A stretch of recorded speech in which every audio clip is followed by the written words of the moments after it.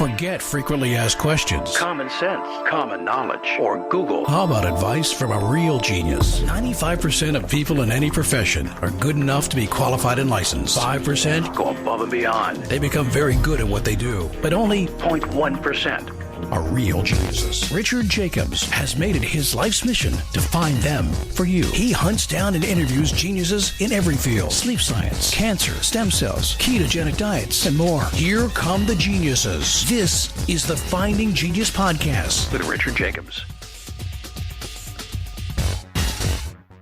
Hello, this is Richard Jacobs with the Finding Genius Podcast. I have Dr. Toeno van der Sar. He's an assistant professor at TU Delft, and we're going to talk about quantum nanoscience and sensing. And instead of me botching what he's working on in the research, I'm going to have him explain it. So, Toeno, thanks for coming. Yeah, thanks for having me. If you would, can you describe the work that you're doing right now? What's it about? Yeah, so like you said, I'm an assistant professor at Delft University of Technology in the Netherlands. I run my own research group, which currently has 5 PhD students and a postdoc. And I work on quantum science, and I'm particularly interested in understanding how electrons behave at very small scales in materials, so at the nanoscale. Yeah, to give an example, I'm studying magnetism. So magnets are very special materials that are used in many devices nowadays, like hard drives or MRI scanners. And in magnets, the electrons or the atoms, the electrons behave in a collective manner. And this is, I think, very interesting and could potentially also be used to kind of develop new ways of computing or things like that. Yeah. So I only know a little bit about magnetism, but I guess in certain materials, there's magnetic domains, and when they're subject to a field, well, they create a field by aligning. Is that one of the mechanisms by which magnetism shows itself? Yeah, that's exactly right. So, for instance, in the conventional hard disk drive, so not the modern SSD, but the more somewhat more old-fashioned ones, which are still used predominantly to store large amounts of data. Every bit on such a hard disk drive consists of a magnetic domain of about 30 nanometer in size. So that's about 1,000 times smaller than the diameter of a hair, a human hair. And every bit is encoded in the magnetic state of such a magnetic domain of 30 nanometer in size. So if the magnetic domain points up, you have a 1, and if it points down, you have a 0.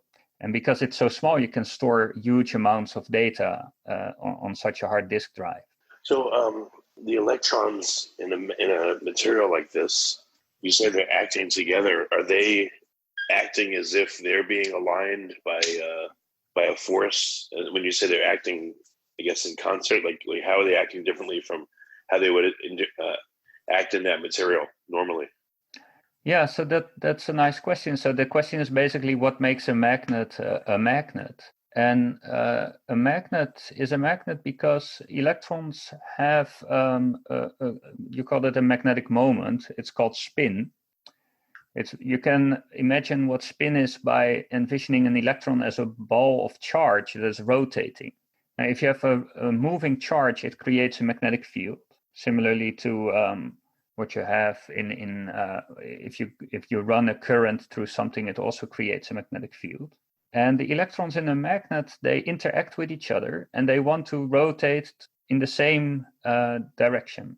That's because they are coupled together. So this is what defines a magnet. The electrons in the magnet are coupled together such that they want to have their spin pointing in the same direction. And then if all the spins of the electrons point in the same direction, their magnetic field that they create adds up, and therefore you get a very strong magnetic field even far away from the material. And that's why you can buy small magnets that actually have a very strong magnetic field at centimeters or meters away, at macroscopic distances away, because the electrons are all pointing in the same direction with their spin inside that material. So that's what makes a magnet a magnet. Yeah. How does that happen? I mean, is this? I don't know. I'm mixing metaphors here, but can this be looked upon at all as a form of coherence Does it have anything to do with quantum mechanics, or how does this arise? It does have very much to do with quantum mechanics. Maybe not directly with the coherence, but one of the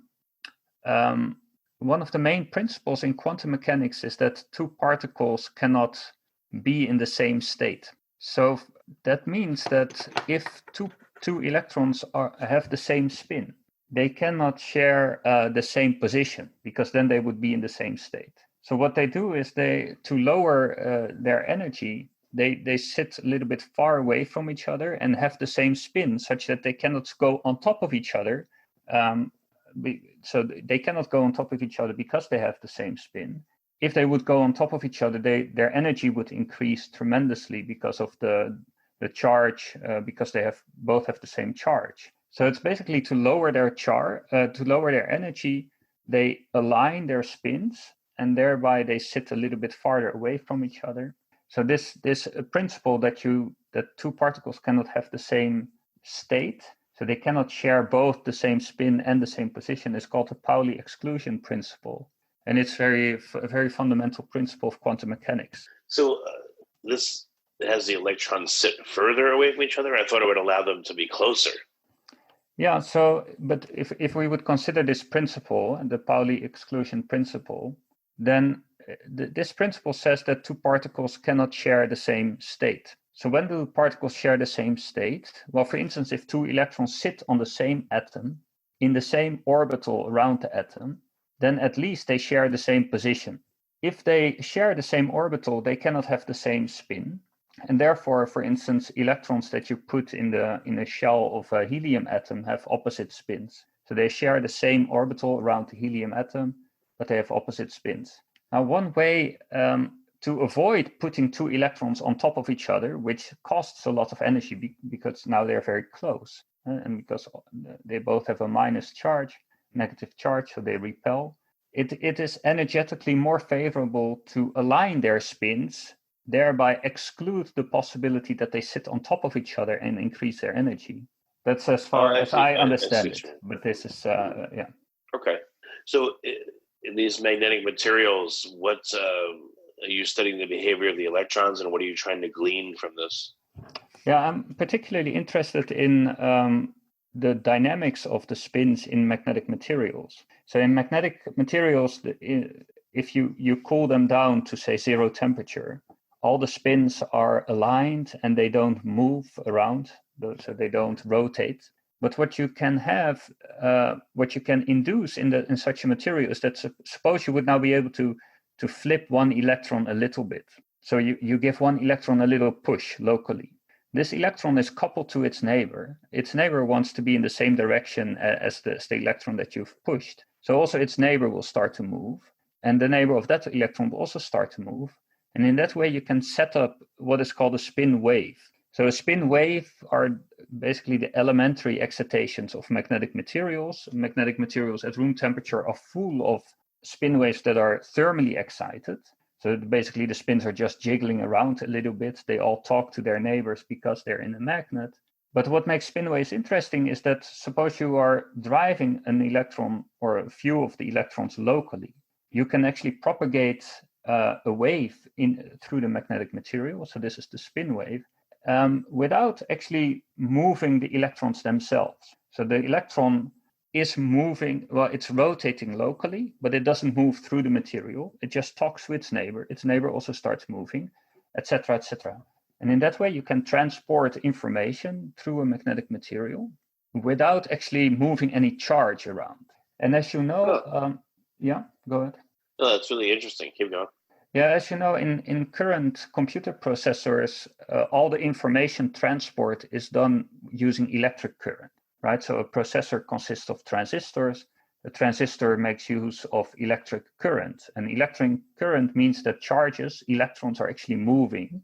And the main bottleneck for increasing computer speed is actually the heat that is caused by those moving charges, right? Your processor in your computer gets tremendously hot, and that's because there are currents running, and the currents dissipate energy.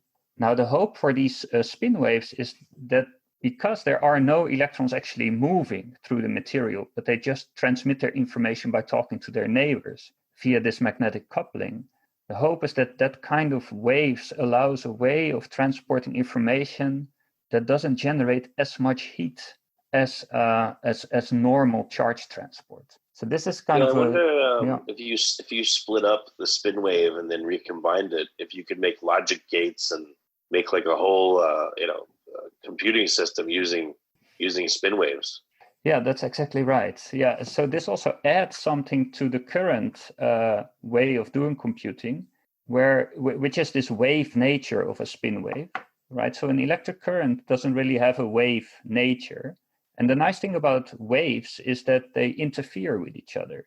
So you can make use of the interference between waves to do new types of logic that you cannot do simply by adding currents together. This interference aspect of spin waves is very interesting. And there is a huge amount of work going on trying to build now like really elementary logic circuits using spin waves. Huh. What does resistance look like in the spin wave paradigm? What is conductivity? What does voltage look like? Like, what do you recast all these things as now? Yeah, a voltage.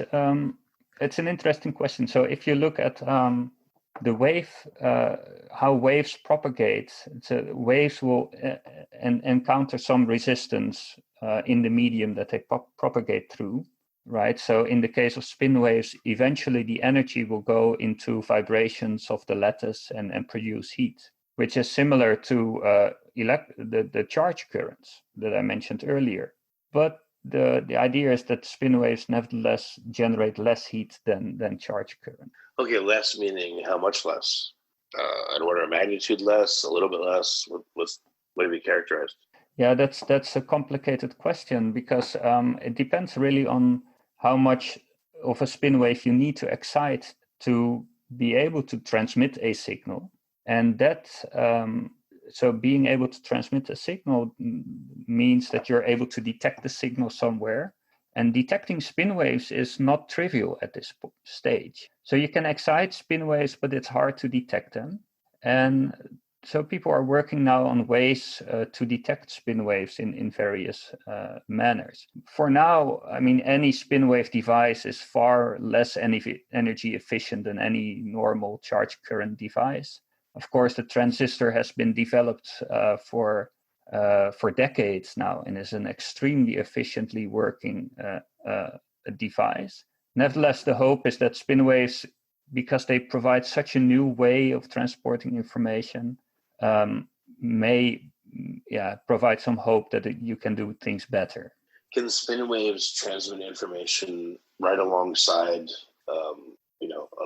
electricity moving, or is there any way to couple them and to increase, is there any interaction between, a spin wave and an electric current? And, how could this be used in circuits to make them work better or increase their capacity? Yeah, that's a great question. So indeed, of course, we are very good in applying voltages and sending currents through circuits. And that's also, so using an electric current to excite a spin wave and then converting that spin wave back into an electric current is a main research direction. And it's at the heart of this field called spintronics, which kind of combines electronics with spin transport. Now, one way to excite spin waves is that you make a metal electrode on a magnet. You send an electric current through the metal electrode. And then through a special mechanism in the metal called spin-orbit coupling, you will actually excite spin waves in the magnet. These spin waves now travel with very little heat production to another location. And at that other location, you can detect the spin waves again via the inverse effect. The inverse spin Hall effect is called a special effect that converts a spin wave into a charge current. So what's the density of information or the computing capacity of spin waves? Has that been at least theoretically calculated to see if it's worth pursuing? Yeah, that at the moment that is not well known. I think we are at the beginning still of showing that we can make elementary devices such as a transistor. If you like this podcast, please click the link in the description to subscribe and review us on iTunes. That we can make elementary devices such as interferometers that make use of the wave nature of spin waves.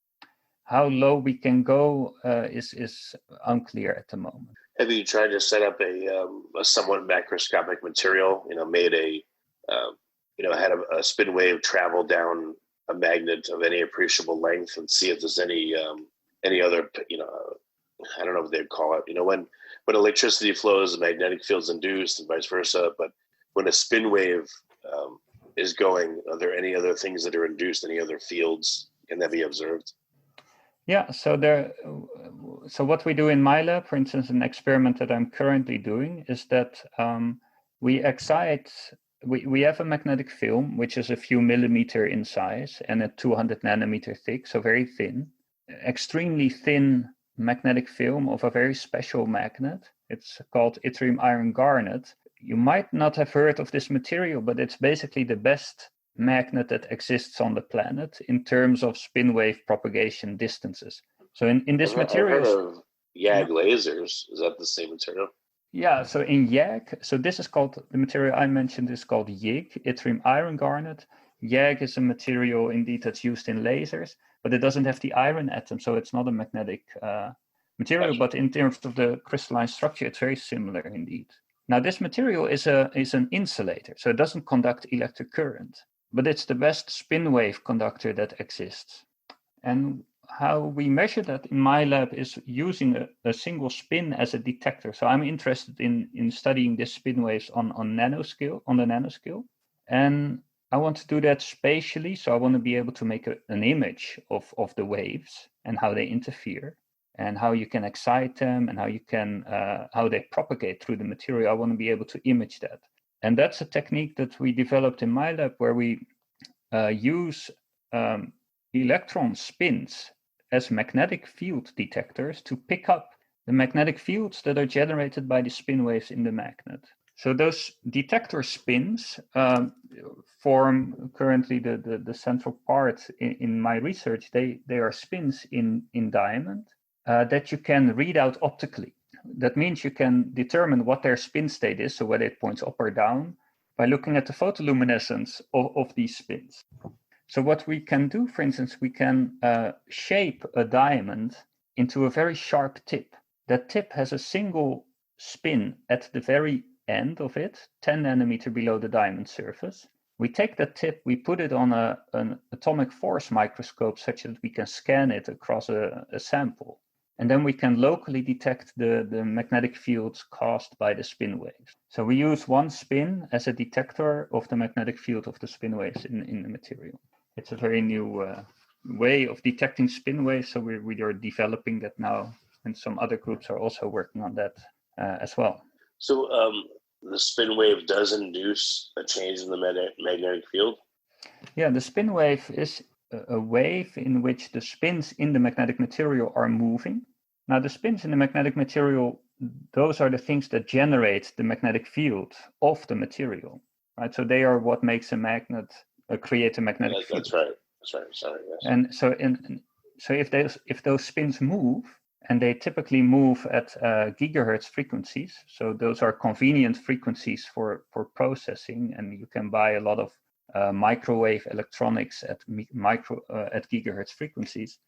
So spin waves generate magnetic fields that oscillate at gigahertz frequencies. So they go up and down at gigahertz frequencies, and those are the magnetic fields that we detect using a single spin in diamond. Actually, so if you had the pathway of a spin wave that went, I guess, perpendicular to, a macroscopic magnetic field, I wonder if you could pulse the magnetic field and gate it using the spin wave, turn it on, off, and that would, make a break in the magnetic field that's going the other way, in the more macroscopic object. Could it be used for something like that? You understand what I'm saying?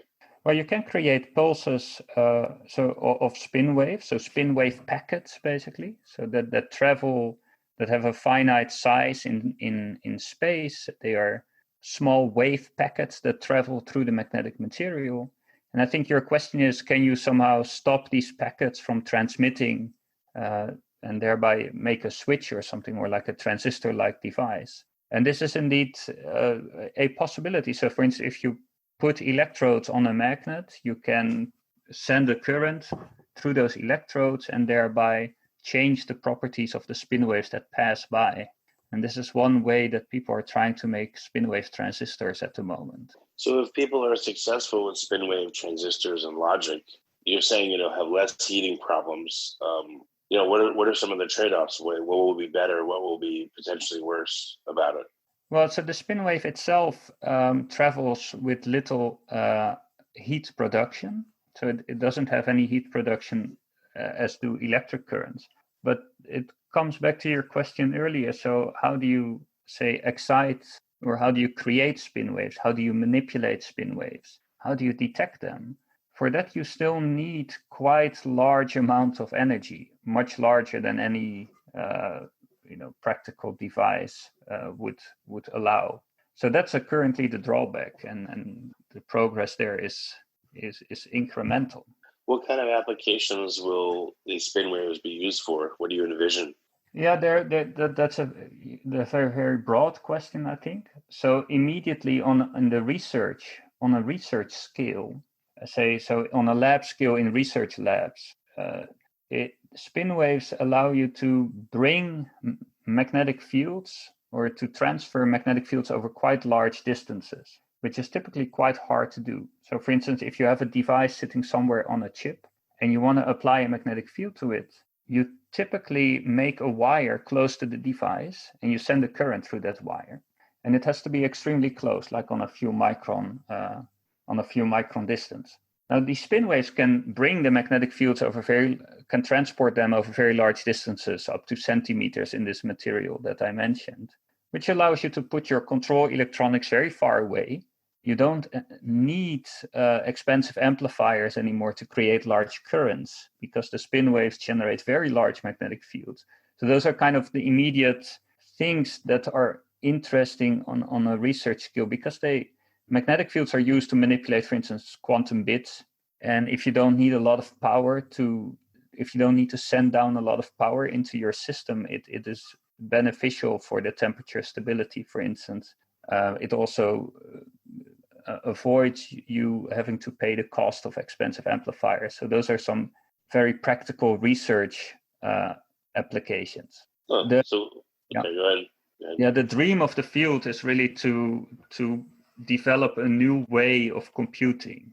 And for that, people are trying to make use of this wave nature of spin waves. They're trying to convert between charge currents and spin wave currents. They're trying to explore spin waves in atomically thin materials. So that's a very new topic. So, you have graphene, it's a material that you can thin down to a single atom.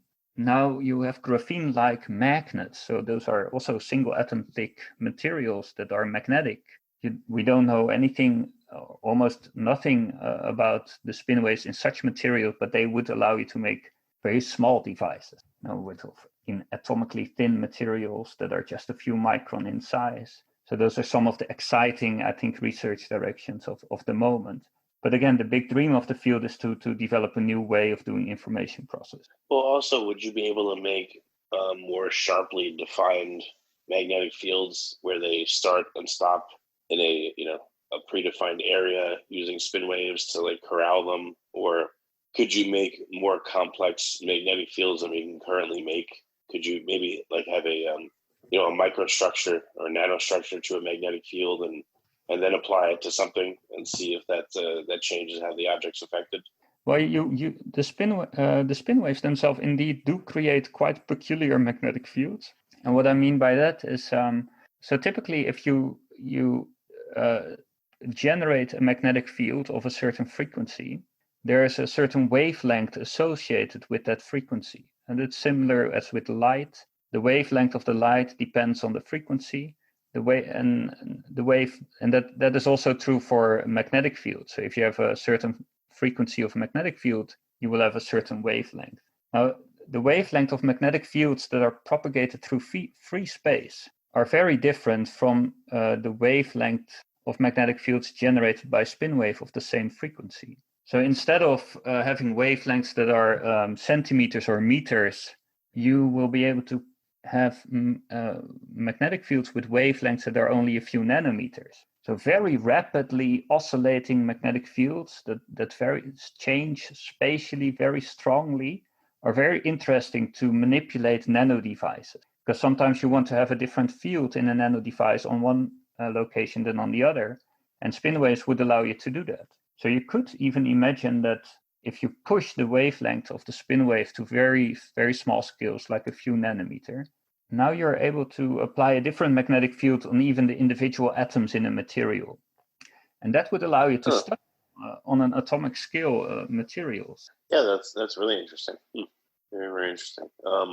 What about materials that I guess are incredibly sensitive to perturbation? Would this be a way to poke at them in a gentler way and not disturb them? That I'm not sure. So what? So what you could do, or another potential application of a spin wave is to couple qubits together. So these are, a qubit is the building block of the quantum computer. One challenge of building a quantum computer, actually the central challenge, is how to couple qubits in a good way so that the different qubits can talk to each other. Now, there are proposals that use spin waves to couple qubits over relatively long distances, meaning, over millimeters or centimeters from each other. So thereby the qubit would emit a spin wave. That spin wave would travel to another qubit and interact with it and transport its information to that qubit. That in the field of quantum information, this is quite an exciting potential application, but it's still quite in its infancy. Okay. So, what do you think in the next few years that you're going to be able to figure out about spin waves? So my main focus currently is on understanding spin waves in these new type of materials that I mentioned, which are graphene-like. So atomically thin magnetic materials that are perfect crystals that have only been discovered in 2017. They are in the physics spotlight, in the research spotlight at the moment. There's not so much known about the spin waves in those materials. They could potentially provide an efficient way, again, of transporting some kind of information through the magnet.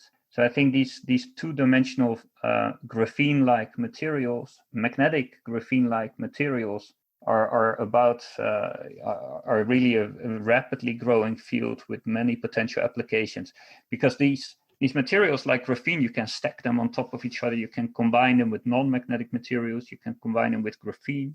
You can combine them with semiconducting graphene-like materials. So it's basically a whole toolbox of materials that you can stack. It's a very different way of making devices than we're used to, where we grow, for instance, silicon and then another layer on top of the silicon. These they're called van der Waals materials. They provide a huge toolbox to actually build devices with new functionalities, and I think that will really take off the coming years. Very good. So to know, what's the best way for people to follow up on your work and find out more?